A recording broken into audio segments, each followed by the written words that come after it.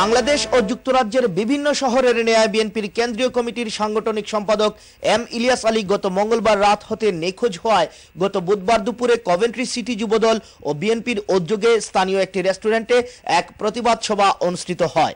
Coventry city Jubodal সভাপতি ও যুক্তরাজ্য যুবদলের যুগ্ম সাধারণ সম্পাদক সুহেল রানার সভাপতিত্বে উক্ত সভা পরিচালনা করেন স্থানীয় সিটি যুবদলের সাংগঠনিক সম্পাদক মোহাম্মদ আব্দুল আজিজ। বিএনপিকে নেতৃত্ব শূন্য করার চক্রান্ত স্বরূপ এম ইলিয়াস আলীকে গুম করা হয়েছে বলে উল্লেখ করে বর্তমান আওয়ামী সরকারকে দায়ী করে কভেন্ট্রি সিটি যুবদল ও বিএনপির নেতৃবৃন্দ এটিএন বাংলা ইউকে এর কাছে তাদের ক্ষুব্ধ প্রতিক্রিয়া ব্যক্ত করেন। পরিকল্পিতভাবে বর্তমান সরকার এই ফেসিবাদী সরকার এম ইলিয়াস আলীকে গুম করা হয়েছে। অনতিবিলম্বে এম ইলিয়াস আলীকে আমরা দেখতে চাই, নতুবা এই সরকারের পতন চাই। আমরা মনে করলাম আওয়ামী লীগে পরিকল্পিতভাবে ইলিয়াস ভাইরে গুম করছে।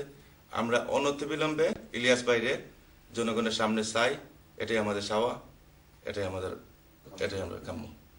অনতিবিলম্বে সাবেক এমপি এম ইলিয়াস আলীকে খুঁজে বের করার জোর দাবি জানিয়ে উক্ত প্রতিবাদ সভায় কভেন্ট্রি সিটি যুবদল ও বিএনপির নেতৃবৃন্দের পক্ষে বক্তব্য রাখেন জামিল আহমেদ, এনামুল হক চৌধুরী, শাহজাহান চৌধুরী, শাহ মাহবুবুজ্জামান, দিলাল আহমেদ, মিজানুর আলী, রাজু আহমেদ, আহাদ নূর, জুয়েল আহমেদ সহ আরো অনেকে।